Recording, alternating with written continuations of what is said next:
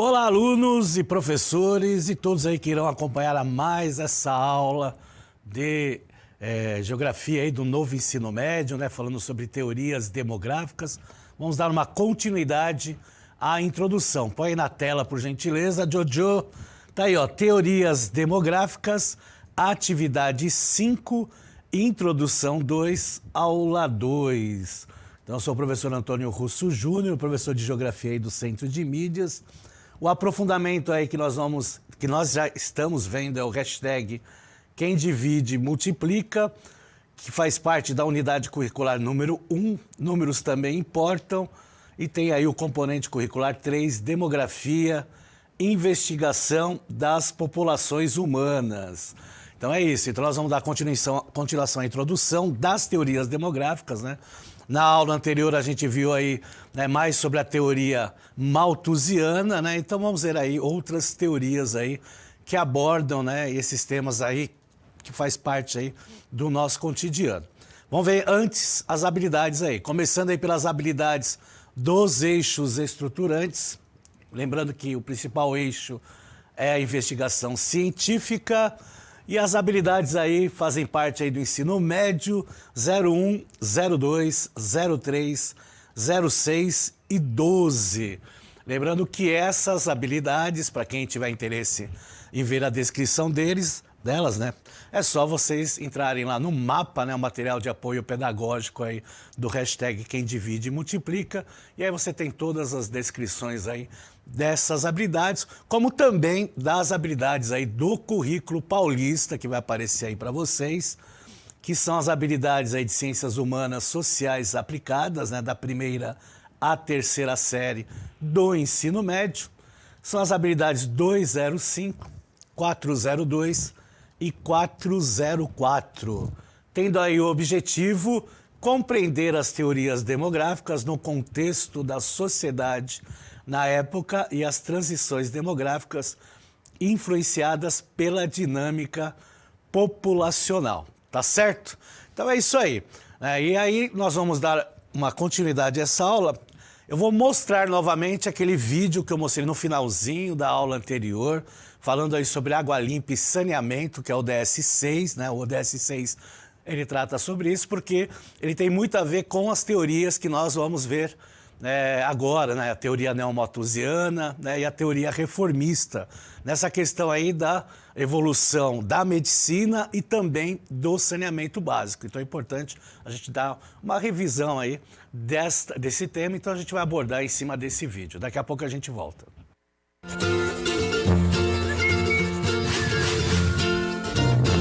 Olá, sejam bem-vindos à série especial do IBGE Explica sobre os Objetivos do Desenvolvimento Sustentável. Hoje trataremos do Objetivo 6, Água Limpa e Saneamento. A proposta é garantir disponibilidade e manejo sustentável da água e saneamento para todos. Sem água não há vida, isso é fato, mas a Terra é praticamente o planeta Água.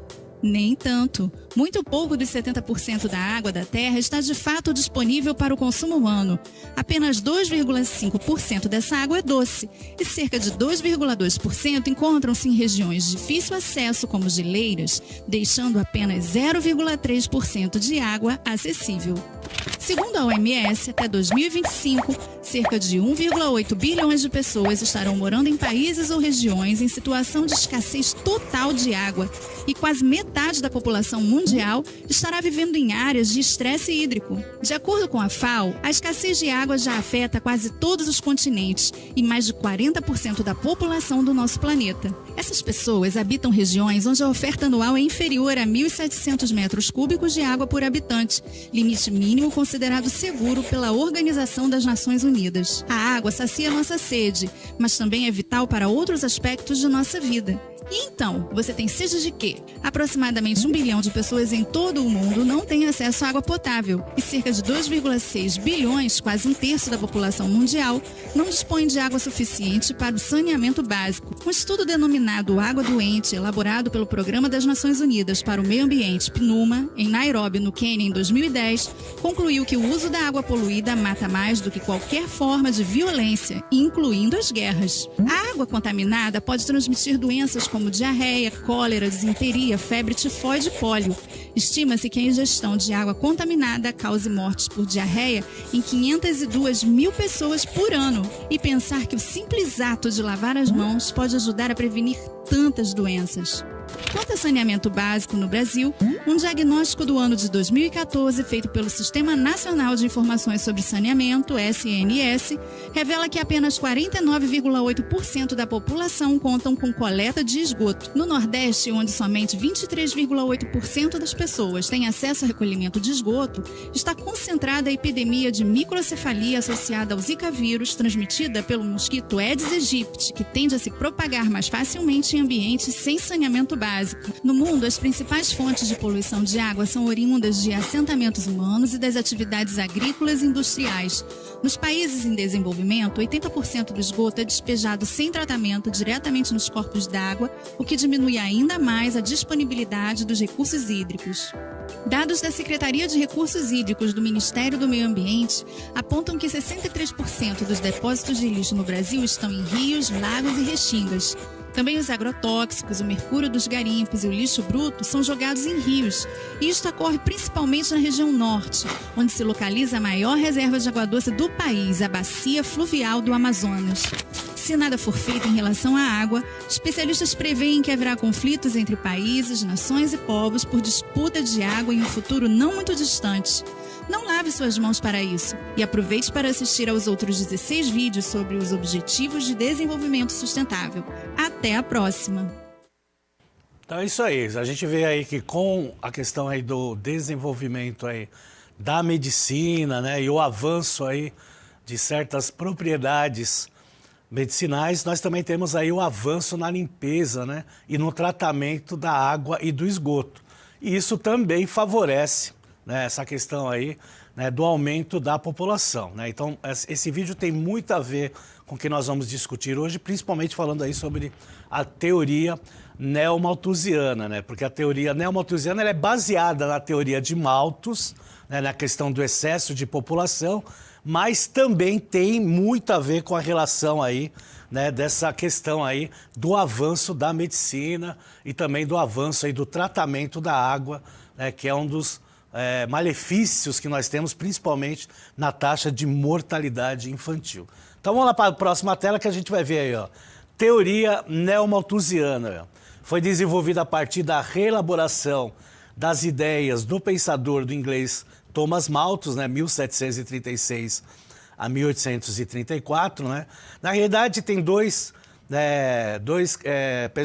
pensadores aí, expoentes dessa teoria neomalthusiana, né, que é o William Vogt e Garrett Hardin, né? Então esses teóricos eles acabam preconizando aí a difusão de medidas governamentais para intensificar o controle do crescimento da população, principalmente em países considerados subdesenvolvidos ou periféricos.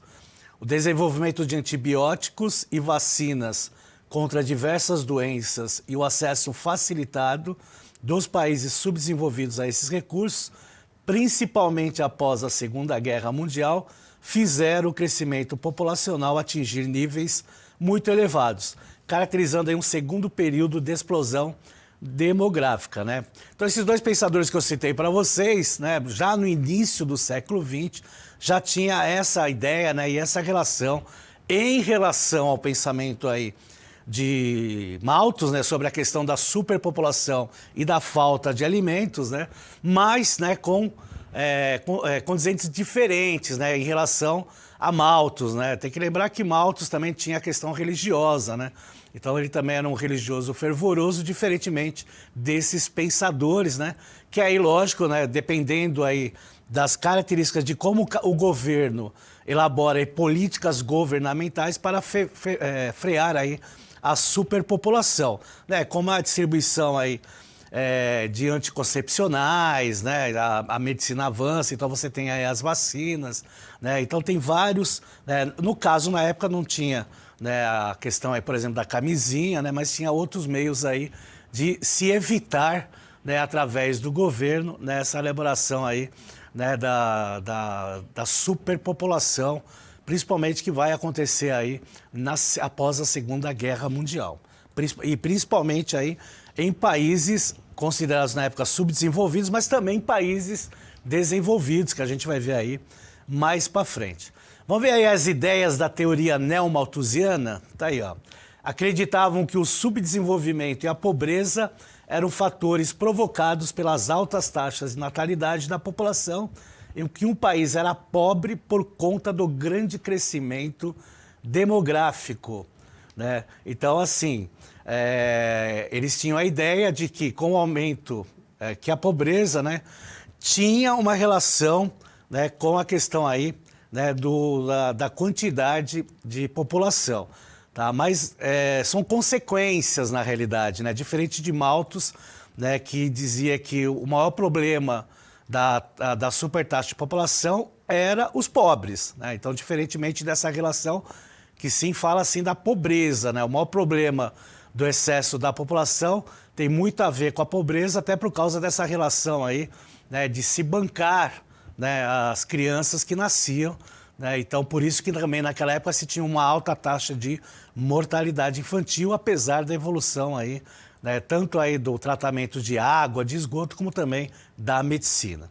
Vamos lá continuar lá no texto.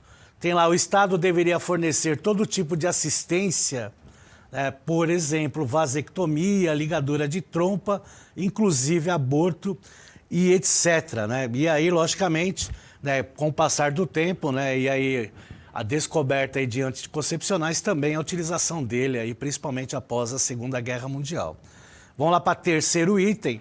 Os jovens eram vistos como um peso para os adultos, já que o Estado teria que investir em educação e saúde pública e, com isso, deixar de investir em recursos produtivos. Então, um outro diferencial aí nessa relação que a gente vai ver na próxima teoria, que é a teoria reformista, né?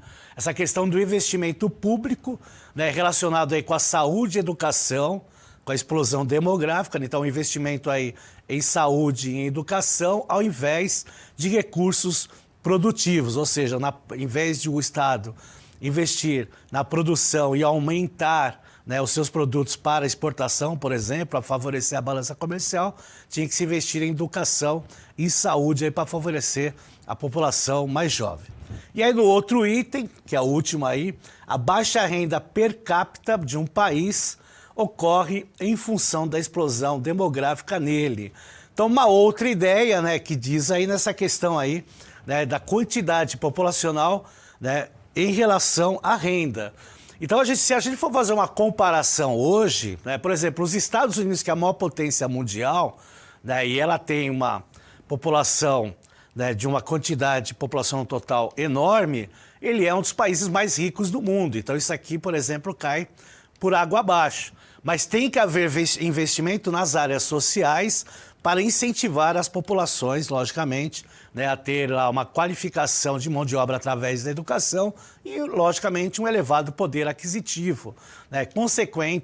Consequentemente, né, ela vai poder sustentar a sua família e ter aí uma quantidade de filhos que ela deseja e que ela pode sustentar. Então, um efeito leva ao outro, né? O problema é que nós estamos falando aí de um período que vem aí a partir aí do início do século XX, né, na qual muitos países subdesenvolvidos não têm essa relação, né, entre renda e educação e saúde, né, principalmente aí pela falta de condições financeiras, aí, na falta de investimento e outras características aí. Tanto é que após a Segunda Guerra Mundial, nós temos aí o Tratado de Bretton Woods, por exemplo, que tem lá o FMI, né, o BIRD, né, que tem essa relação de investir principalmente em países subdesenvolvidos, através de empréstimos, né, ou econômicos ou por ações sociais. Né? E isso, logicamente, vai fazer com que os países subdesenvolvidos, né, acabem pegando esse dinheiro e depois tenha que pagar esses juros. Né? Então, cada vez mais, né, tenha, né, menos condições aí de investir nas áreas sociais. Então, uma coisa leva a outra, é isso que a gente tem que entender e isso tem que ser passado para o aluno. Acaba uma questão puxando a outra. É lógico que nesse meio termo aparecem aí teóricos, né, relacionando aí aspectos sociais, né, com aspectos econômicos, né, e culpando ou a população ou culpando, por exemplo, o governo, dependendo aí da teoria que é feita. Né? Então a gente vê que a teoria neomalthusiana, em certa parte, ela tem uma continuação da ideia de Malthus, né, mas diferentemente nessa relação, né, no aspecto socioeconômico. Vamos lá para a próxima tela, que a gente vai ver lá efeitos da teoria neomalthusiana, né? Diversos países do mundo subdesenvolvido, na época, começaram a incentivar a diminuição de filhos por casal. Entre os métodos aplicados, alguns continuam até os dias atuais, como a distribuição de preservativos de forma gratuita, a esterilização em massa e a permissão do uso de anticoncepcionais sem prescrição médica. É preciso lembrar que essa teoria surgiu em meio aos avanços na medicina que proporcionaram uma queda brusca da taxa de mortalidade nos países mais pobres. Talvez a intenção dessa teoria tinha como um único intuito barrar o crescimento da população dos países subdesenvolvidos, provocando assim uma diminuição de imigrantes ilegais nos países ricos, né? Que também tem essa relação, né? Essa questão da imigração dos países considerados na época pobres, né, ou subdesenvolvidos, né, em ter essas pessoas querendo ir para os países ricos para ter aí uma melhor qualidade de vida, principalmente na questão financeira, né, já que esses países na qual eles vinham, né, esses imigrantes, né, eles não tinham essa relação de melhoras nas áreas sociais por questões até, né, de políticas ou até governamentais. Então, dependendo aí do aspecto que se tinha nessa relação, né, e a gente sabe que precisava se investir em infraestrutura para haver um desenvolvimento, principalmente das indústrias que estavam vindo aí para os países, para alguns países subdesenvolvidos, nem todos, mas principalmente aqueles que tinham condições de receber as multinacionais da época, o governo tinha que investir em infraestrutura, né, ao invés, né, de investir nas áreas sociais, como principalmente saúde e educação. Então era mais fácil você investir nessa relação, né, de se coibir, entre aspas, né, o aumento, né, do número de filhos entre as famílias mais pobres, do que mais, né, investir mais na área de educação e saúde, sendo que tinha que investir na área aí de desenvolvimento e infraestrutura, tá certo? E aí nessa relação aí desses efeitos que acontecem, que a gente viu aí sobre, né, esses diversos países aí adotando esses aspectos aí, do outro lado, né, nos países desenvolvidos, né, tem o efeito aí do baby boomers, né? Os baby boomers, eles aparecem principalmente após a Segunda Guerra Mundial, né? Pode colocar aí na tela, por gentileza, tá lá, ó. São consideradas dessa geração as pessoas nascidas entre 1946 e 1964. Essa geração tem esse nome, né? Baby aí de bebê e boomer de explosão, né? Então, são dessa época aí que é do baby boom, né? Em razão do aumento do número de nascimentos, né, logo após a Segunda Guerra Mundial. Já que, com o retorno das tropas, muitas pessoas aí constituíram famílias. Os nascidos nessa geração viveram grandes transformações do pós-guerra, sendo criados com muita rigidez e disciplina e crescendo mais focados e obstinados, valorizando muito o trabalho, a família, a estabilidade financeira e a busca por melhores condições de vida. Isso vai acontecer na Europa, né, principalmente aí na Grã-Bretanha e na França, vai acontecer nos Estados Unidos, vai acontecer no Canadá, vai acontecer na Austrália, países, né, considerados desenvolvidos que investem muito na área social. E foi isso que aconteceu, né? Logicamente, com uma educação mais valorizada, uma qualificação educacional dessas pessoas, a tendência é que eles também tenham a obstinação de crescer financeiramente. E isso aí acabam surgindo aí as classes médias com alto poder aquisitivo, né? E isso acontece muito, principalmente nos Estados Unidos, que é a época, né, de crescimento econômico desse país. Vamos lá para a próxima tela, que aí tem a teoria reformista, né? Ela já é, né, uma teoria que também é chamada de teoria marxista, né? Porque tem a base aí do pensamento de Karl Marx, né? Que ele diz aí que, segundo segundo aí Karl Marx, o problema da pobreza do mundo está relacionado aí com a má distribuição de renda.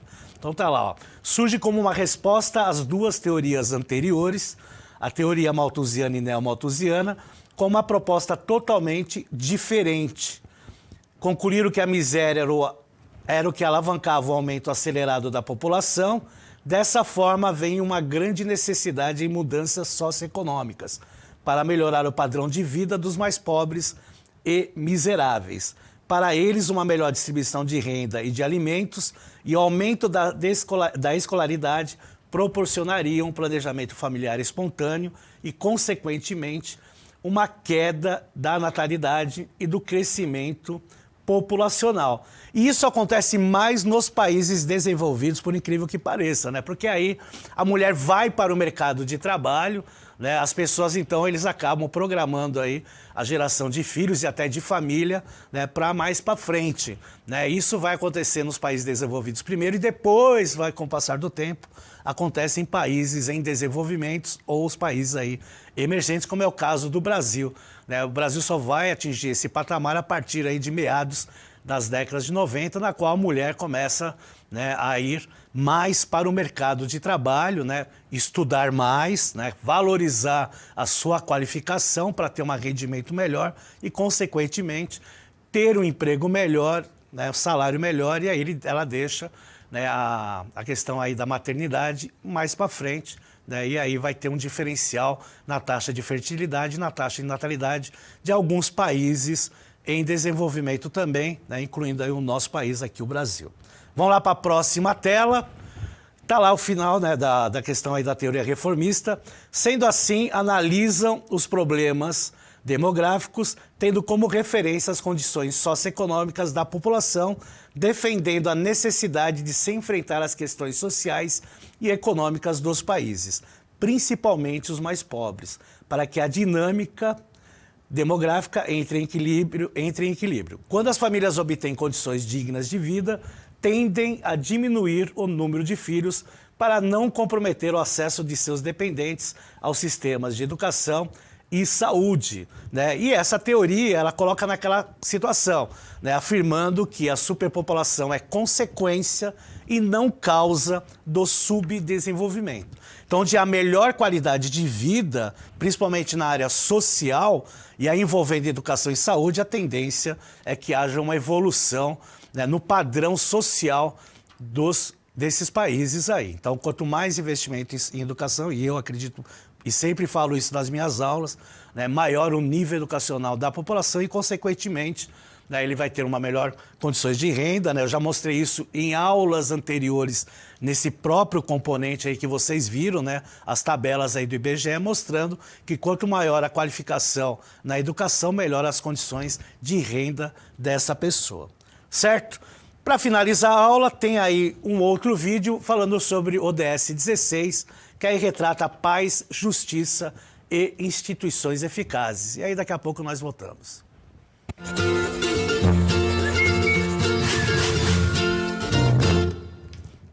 Olá, sejam bem-vindos a mais um IBGE Explica especial sobre os Objetivos de Desenvolvimento Sustentável. Nesta edição, falaremos sobre o Objetivo 16, Paz, Justiça e Instituições Eficazes. Ele almeja promover sociedades pacíficas e inclusivas para o desenvolvimento sustentável, proporcionar o acesso à justiça para todos e construir instituições eficazes, responsáveis e inclusivas em todos os níveis. A paz é um requisito básico para a sustentabilidade. Em sociedades mergulhadas em conflitos violentos, a urgência em resolver essa situação deixa os esforços para o desenvolvimento em segundo plano. Os prejuízos causados aumentam a pobreza, o que agrava ainda mais os conflitos e gera um círculo vicioso. Na Guerra da Síria, por exemplo, de acordo com um estudo do Banco Mundial, de 2011 até o final de 2016, as perdas acumuladas do Produto Interno Bruto foram estimadas em 226 bilhões de dólares, cerca de 4 vezes o PIB da Síria em 2010.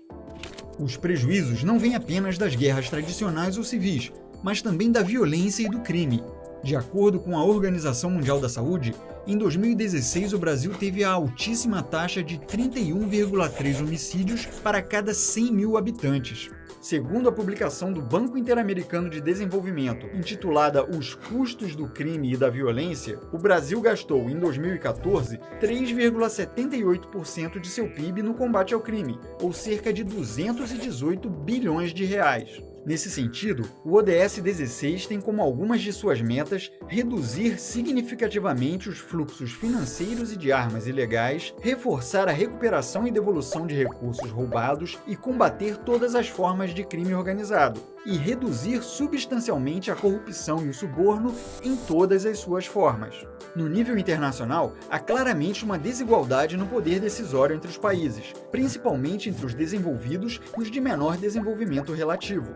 Portanto, o ODS 16 também almeja ampliar e fortalecer a participação dos países em desenvolvimento nas instituições de governança global, e no nível nacional, garantir a representatividade e a inclusão nas instituições públicas, com os cargos sendo ocupados de forma proporcional aos diversos grupos que compõem a população. Assegurar o acesso público à informação e proteger as liberdades fundamentais são metas essenciais que enfrentam ameaças constantes. Segundo a Organização das Nações Unidas, em 61 países, mais de 1.000 defensores dos direitos humanos, jornalistas e sindicalistas foram assassinados entre 2015 e 2018.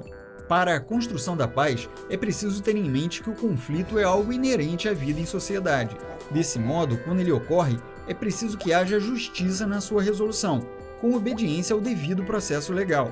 Em 2016, no Brasil, mais de 290 mil pessoas estavam presas sem sentença, o equivalente a cerca de 40% da população prisional. É preciso promover o Estado de Direito, com igualdade de tratamento e acesso, juntamente com o fortalecimento das instituições. Ao gerar o sentimento de que a justiça está sendo devidamente feita, ocorre o fim dos revanchismos pessoais e a redução da sensação de impunidade, fatores que fortalecem a sociedade e a confiança desta no Estado, criando assim condições para a paz sustentável. Além do mais, é preciso salientar que a paz deve estar presente em todos os níveis, a começar pelo doméstico. De acordo com dados disponíveis de 2005 a 2017, em 81 países, quase 8 em cada 10 crianças de 1 a 14 anos foram submetidas em seus lares a alguma forma de agressão psicológica ou castigo físico de forma rotineira. Então, ainda há muito o que fazer para atingir este objetivo. Ficamos por aqui. Não deixe de conferir os outros 16 Objetivos de Desenvolvimento Sustentável, curtir e compartilhar. Assim, você estará ajudando o IBGE a disseminar informação pelo país. Até a próxima! Bom, outro ODS importante, né, que a gente vê aí que faz parte aí dessas aulas que nós estamos tendo aqui deste componente, né, porque retrata bem, né, a realidade, né, então a importância aí de instituições eficazes, né, principalmente através de políticas públicas, para ter um desenvolvimento socioeconômico em prol da população, tá certo? Bom, finalizamos mais essa aula aí da atividade 5, né? E fizemos aí a introdução, e aí nós vamos ter orientações para o aluno, né? Orientações aí para o estudante, tendo material de leitura, né, de José Eli da Veiga, né? Explosão populacional prevista em 1968 não aconteceu, faz parte aí do jornal da USP, né? E aí vocês podem estar lendo através desse link aí, que é um conteúdo muito interessante aí de leitura, né? Porque ele vai falar sobre essa questão aí de ter tido uma previsão bem acima da população mundial, que não aconteceu. Aí nós temos aí os vídeos, né? 2 vídeos aí, né? Brasil Saúde Amanhã da Fiocruz, né? Falando sobre tendências demográficas globais e riscos epidemiológicos futuros, aí de José Noronha. E da BBC News Brasil, aí, Brasil terá 50 milhões de pessoas a menos em 2100 em mundo com população em declínio, né? Então, mais 2 links aí de 2 vídeos. E aí vocês podem aproveitar os vídeos para trazer questionamentos reflexivos como: o que justifica a queda da população prevista pelos pesquisadores? Quais são as consequências de uma alta população jovem para um país? O que é a chamada transição demográfica? O professor indica ainda outros questionamentos que julgar pertinentes. Isso aí, né, faz parte aí do mapa de vocês, sugestões para vocês trabalharem na sala de aula, né, porque são questionamentos válidos, né, tanto para a relação do aumento da população como posteriormente a diminuição da população, principalmente quando a gente fala aí que o Brasil aí terá aí em torno de 50 milhões de pessoas a menos do que previsto no ano de 2100, né? Então, num país que a gente vê que estava em crescimento e a gente viu nas aulas anteriores que estava em queda de população. Certo, galera? Espero que vocês tenham gostado aí de mais essa aula. Não esqueçam de avaliar ela, tá aí o QR Code e o link. E aí nós estaremos aí na próxima aula, trabalhando o desenvolvimento da atividade 5. Um forte abraço para todos e até a próxima.